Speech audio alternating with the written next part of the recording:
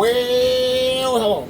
A common question is, when does a beginner worm farmer know when it's time to refeed a worm bin?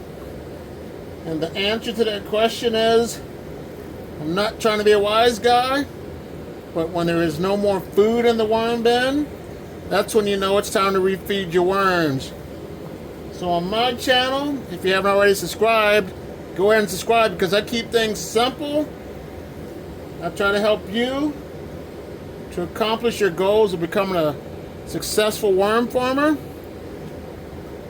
So once again, the question and answer is, it's time to refeed your worms when there's no more food scraps. So here's another video to watch, and I'll see you in the next one. Bye.